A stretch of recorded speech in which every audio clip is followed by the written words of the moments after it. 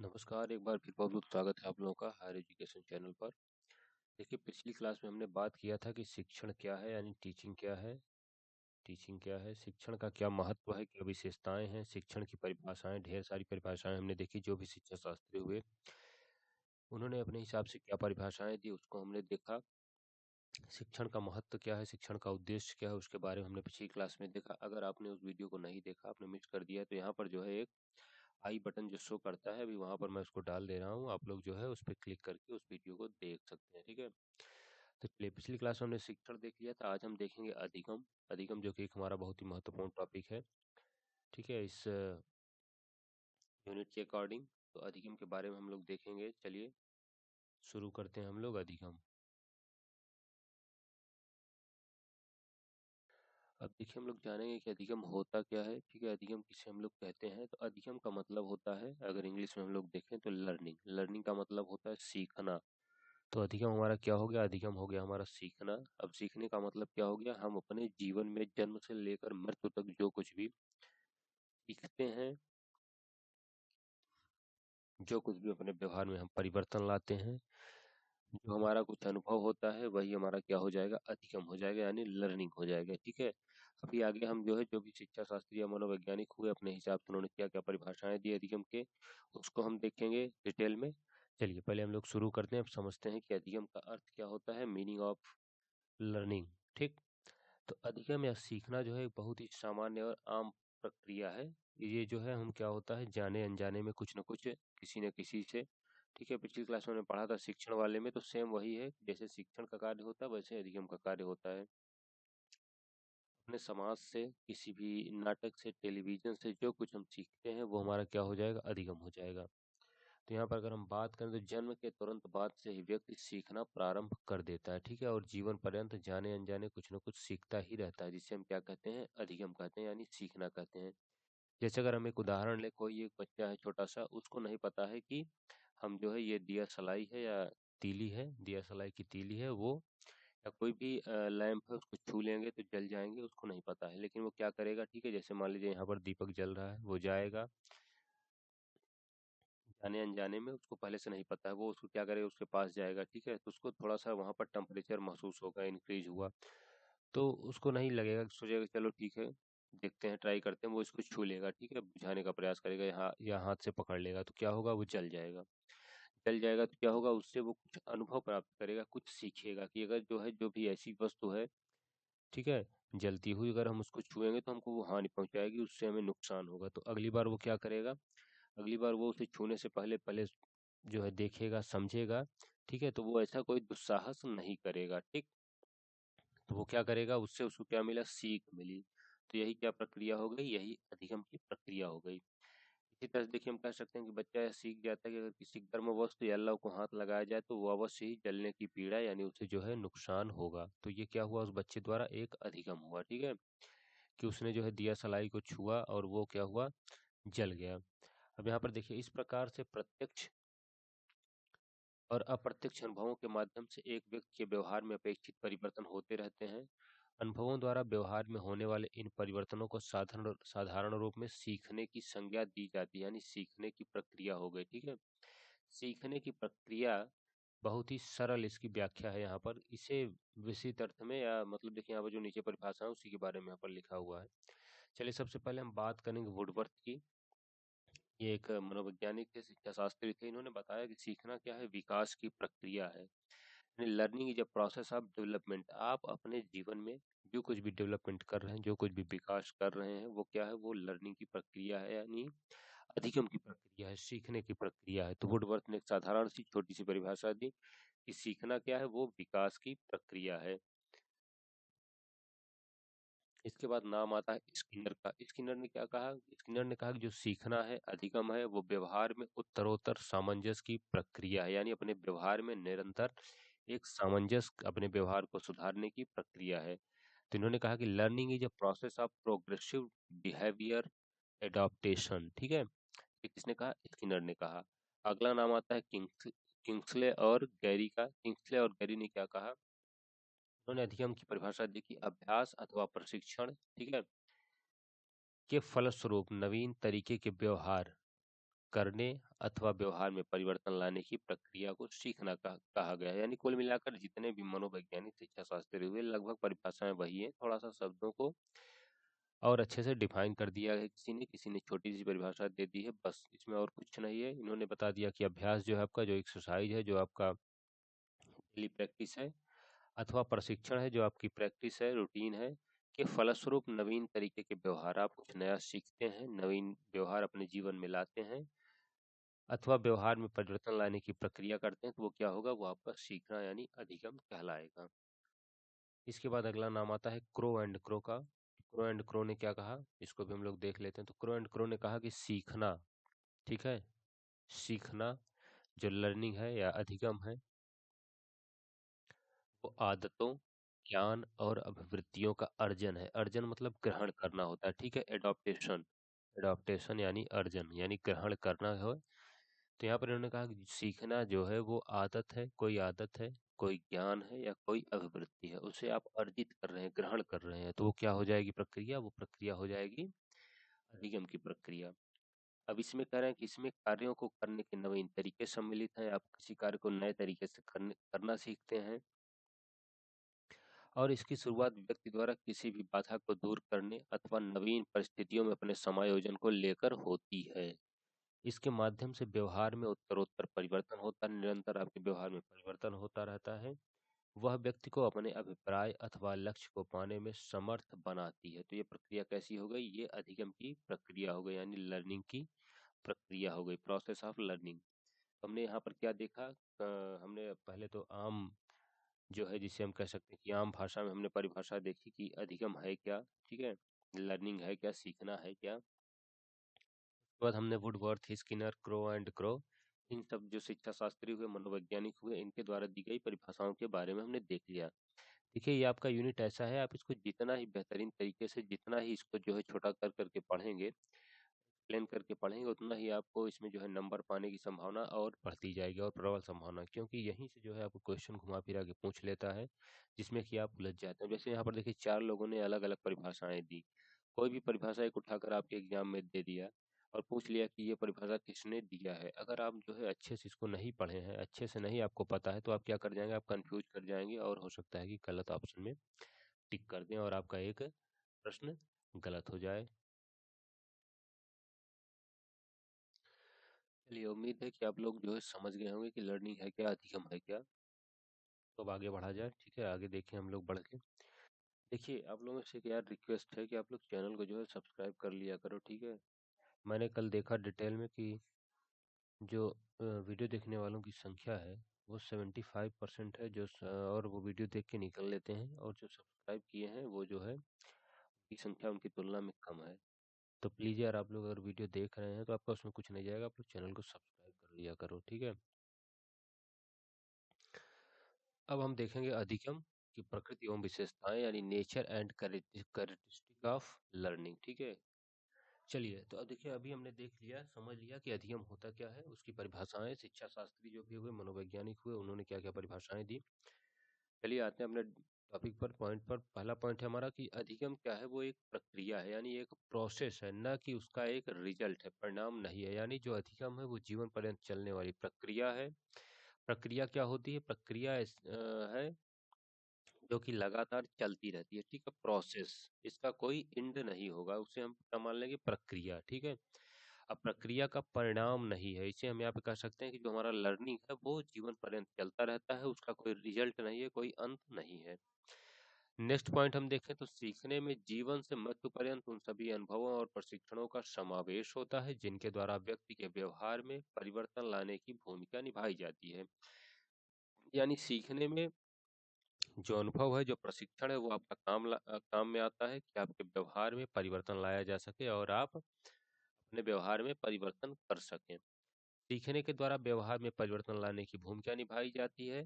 आप लोग समझ ही रहे हैं, कोई इसमें इतना क्रिटिकल नहीं है जिसे मैं एक्सप्लेन करूं। उसका यह अर्थ नहीं कि इन परिवर्तनों के द्वारा सदैव विकास के सही रास्ते पर ही व्यक्ति चलता है। आप देखिए, अगर गलत सही व्यक्ति का अनुसरण करेंगे तो आप सही मार्ग पर चलेंगे, अगर आप गलत व्यक्ति का अनुसरण करेंगे तो गलत मार्ग पर चलेंगे। तो वही यहाँ पर बताने का प्रयास किया जा रहा है कि जो आपका अधिगम है यानी जो सीखने की प्रक्रिया वो जरूरी नहीं कि हमेशा सही रास्ते पर ही आपको लेकर जाए।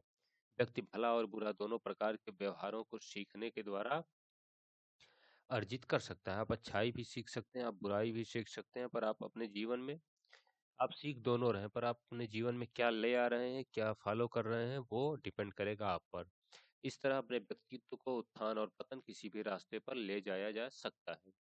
सीखने के द्वारा व्यक्ति को समायोजन और अनुकूलन करने के कार्य में सहायता मिलती है। नेक्स्ट पॉइंट हमारा है सभी प्रकार का सीखना प्रयोजनपूर्ण एवं उद्देश्य युक्त होता है। किसी न किसी उद्देश्य से ही या किसी न किसी कार्य के हिसाब से ही आप सीखते हैं।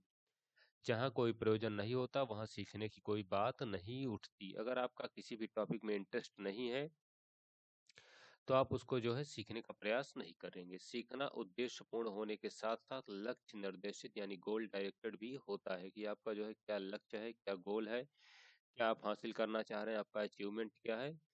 तो उसमें भी जो है सीखने में जो लक्ष्य है आपका वो भी होना महत्वपूर्ण होता है। सीखने को वातावरण एवं क्रियाशीलता यानी एक्टिविटी एंड इन्वायरमेंट, जो आपका वातावरण कैसा माहौल है, आप कितने एक्टिव हैं, आपकी क्या क्रियाशीलता है, उस उसकी उपज माना जाता है कि आपका व्यवहार कैसा है, आप किस वातावरण में रह रहे हैं, वो आपके जीवन में आपके व्यवहार में बहुत परिवर्तन लाएगा। तो वो भी क्या हो गया, सीखने की प्रक्रिया हो गई। इसके बाद नेक्स्ट है सीखने के द्वारा व्यवहार के सभी क्षेत्रों यानी ज्ञानात्मक, क्रियात्मक एवं भावात्मक में आवश्यक परिवर्तन लाए जा सकते हैं। सीखकर आप अपने ज्ञान को बढ़ा सकते हैं, सीखकर आप अपने कार्य करने की यानी क्रिया शैली को परिवर्तित कर सकते हैं, उसमें चेंज ला सकते हैं। आप अपने भावात्मक यानी जो आपका इमोशनल साइड है आप उसमें भी सीखकर जो है परिवर्तन लाते हैं। सीखना एक सार्वभौमिक यानी यूनिवर्सल है और ये कंटिन्यूअस प्रोसेस है। यहाँ पर देखिए लिखा हुआ है कि जो हमारा लर्निंग है वो यूनिवर्सल एंड कंटिन्यूअस प्रोसेस है। सभी प्राणी चाहे वह किसी भी लिंग वर्ग से संबंधित हो सीखते हैं। सीखना किसी एक जाति, वर्ण, धर्म, आयु और लिंग की विरासत नहीं है। सभी इन सब भेदों से परे हटकर सीखने की क्षमता रखते हैं। मतलब ऐसे कहा जाए कि आप किसी इस जाति के हैं, इस वर्ग के हैं, आपकी उम्र ये है तो आप कुछ नहीं सीख सकते, तो ये सब जो है क्या है, मिथ है, कहीं गलत है। आप कभी भी किसी भी उम्र में कहीं भी कुछ भी सीख सकते हैं, ठीक है। तो सीखना एक ऐसी प्रक्रिया है, तो सीखने की यह प्रक्रिया उनमें गर्भाधान से लेकर मृत्यु पर्यंत अपने सतत रूप में चलती रहती है। जैसे हमने बताया कि जन्म से लेकर मृत्यु तक सीखने की एक प्रोसेस होती है जो कि चलती रहती है। सीखने के अंतर्गत हम उन व्यवहारजन्य परिवर्तनों को शामिल नहीं कर सकते जो कि हमारे मैच्योरेशन यानी मैच्योर वयस्क अवस्था, थकान, बीमारी अथवा नशीले और उत्तेजक पदार्थों के सेवन के परिणाम स्वरूप प्राप्त होते हैं। तो इसको जो है इस इन व्यवहारों को क्या है लर्निंग में नहीं शामिल किया गया है। ये व्यवहार क्या क्या है, मैच्योरेशन, फैटीग, बीमारी यानी इलनेस, नशीले और उत्तेजक पदार्थों के सेवन के परिणाम स्वरूप जो आप सीखते हैं वो सीखने की प्रक्रिया में इन व्यवहार को शामिल नहीं किया गया है। सीखने संबंधी अंतिम विशेषता हमें किसी विशेष बात की ओर आकृष्ट करती है। यह बताती है कि व्यवहार में होने वाले परिवर्तनों को यद्यपि हम सीखने की प्रक्रिया से जोड़ते हैं, परंतु व्यवहार से होने वाले कुछ परिवर्तन ऐसे भी हैं जिन्हें सीखना नहीं कहा जा सकता। व्यवहार में वो परिवर्तन अनुभव और प्रशिक्षण के अतिरिक्त किन्हीं अन्य कारकों अथवा प्रभावों के कारण भी उत्पन्न होते हैं। ठीक है, जरूरी नहीं कि आप अनुभव और प्रशिक्षण से ही वो आपके व्यवहार में बात जो है किसी भी तरह से आ सकती है, तो उसे क्या कहेंगे हम लोग, उसे सीखने की प्रक्रिया में शामिल नहीं कर सकते। तो ये हमारा क्या हो गया, ये हमारा अधिगम का हमने देख लिया। अधिगम का क्या हो गया, प्रकृति और विशेषताएं हो गई। ठीक है, चलिए आगे हम लोग पढ़ते हैं। ये हमारा आज का जो है लास्ट पॉइंट रहेगा, शिक्षण और अधिगम में क्या संबंध होता है, यानी relationship between teaching and learning. इनमें क्या डिफरेंस होता है इसको देखिए। टीचिंग क्या है, लर्निंग क्या है, ठीक है। तो हमने पढ़ा था पिछले वीडियो में शिक्षण क्या है, उसकी क्या प्रकृति और विशेषताएं हैं, और अधिगम क्या है ये हम आज देख रहे हैं। तो अधिगम अथवा सीखने को व्यवहार में लाए गए, ध्यान से सुनिएगा बात आप लोग, अधिगम अथवा सीखने को व्यवहार में लाए गए ऐसे परिवर्तनों के रूप में परिभाषित किया जाता है जो अपेक्षाकृत कुछ अधिक अस्थायी प्रकृति के हों। ये हमारा क्या हो गया, अधिगम हो गया, यानी सीखने की प्रक्रिया हो गई कि ये आपके जीवन में व्यवहार में आएगा तो इसमें जो है स्थायित्व ज्यादा रहेगा, अधिक अस्थायी प्रकृति का होगा। शिक्षण का आयोजन भी व्यवहार में इसी प्रकार के परिवर्तन लाने के लिए किया जाता है। ठीक है, शिक्षण भी जो है सेम वही है कि आपके व्यवहार में कुछ ना कुछ परिवर्तन लाया जाए, वही प्रक्रिया यहाँ पे कह रहा है। लेकिन इसका अनुमान इस अध्याय के प्रारंभिक पृष्ठों में हमने जो शिक्षण की परिभाषा बात की पिछले वीडियो में, उसमें समझाया गया है। चलिए एक हम लोग एग्जाम्पल देख लेते हैं, उदाहरण देख लेते हैं। तो अगर देखें, क्लार्क ने शिक्षण का संबंध उन सभी क्रियाओं से जोड़ा है जिनकी संरचना और आयोजन विद्यार्थी के व्यवहार में परिवर्तन लाने के लिए होता है। इसी तरह अधिगम और शिक्षण दोनों ही, जहाँ तक लक्ष्य और उद्देश्यों का प्रश्न है, एक दूसरे से काफी नजदीक है माने जाते हैं। पिछली वीडियो में हमने देखा था कि जो हमारा टीचिंग है उसका भी जो है क्या होगा, एक गोल होना आवश्यक है, लक्ष्य होना आवश्यक है। अचीवमेंट, उसे हासिल करने के लिए हमें एक टारगेट या गोल होना अति आवश्यक है। उसी तरह से आज हमने देखा कि यही सेम प्रोसेस क्या है, अधिगम में है, लर्निंग की प्रक्रिया में है। शिक्षण की परिणति व्यवहार परिवर्तन में होती है और व्यवहार परिवर्तन को ही सीखना या अधिगम कहा जाता है। देखिए फिर बात वहीं आ गई कि शिक्षण का जो लास्ट रिजल्ट होता है, परिणति यानी रिजल्ट जो होता है, वो व्यवहार में परिवर्तन ही होता है। और व्यवहार परिवर्तन को ही हम लोग सीखना कहते हैं। अतः यह निष्कर्ष हम लोग निकाल सकते हैं यहाँ से कि शिक्षण से अर्थ उन सभी क्रियाकलापों या क्रियाओं की प्रणाली से है जिनका आयोजन कुछ सीखने के लिए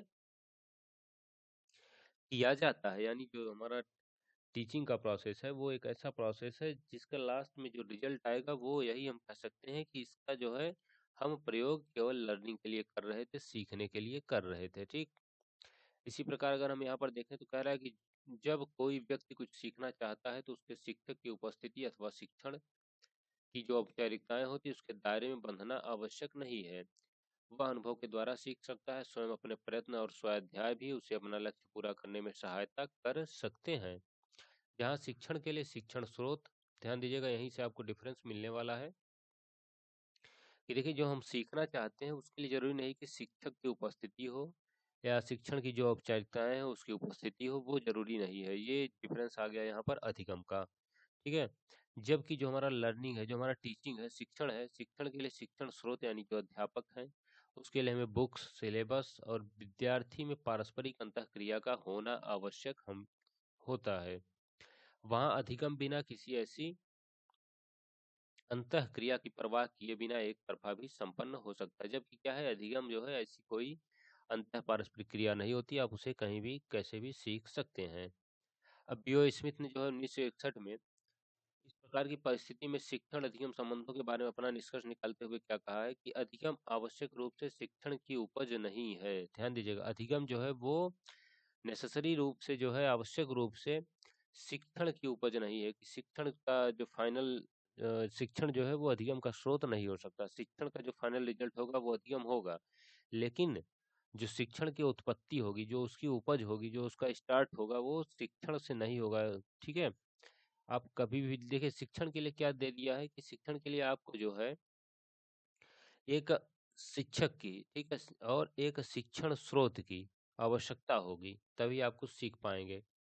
जबकि अधिगम के लिए ऐसा कुछ नहीं है। शिक्षण एक चीज है और अधिगम बिल्कुल अलग दूसरी।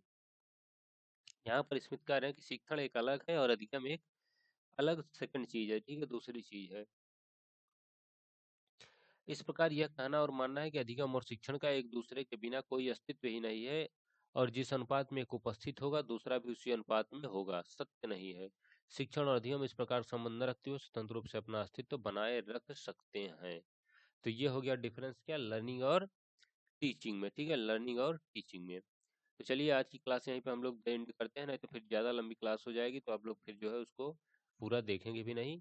तो चलिए, वीडियो देखने के लिए बहुत बहुत धन्यवाद। अगर आपको कोई सुझाव होगा तो कमेंट में ज़रूर बताइएगा, जिससे कि हम इसमें और भी अच्छे से इसको सुधार करने में प्रयास करें। अगर आप चैनल पर देखिए नए हैं तो यार सब्सक्राइब जरूर कर लेना, इसमें जो है आपको कोई नुकसान नहीं है।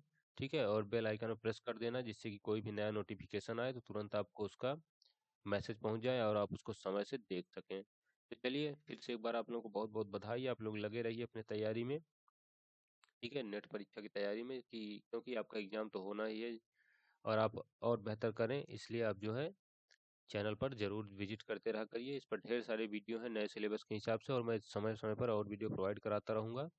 चलिए फिर मिलते हैं नेक्स्ट वीडियो में, तब तक के लिए बहुत बहुत धन्यवाद।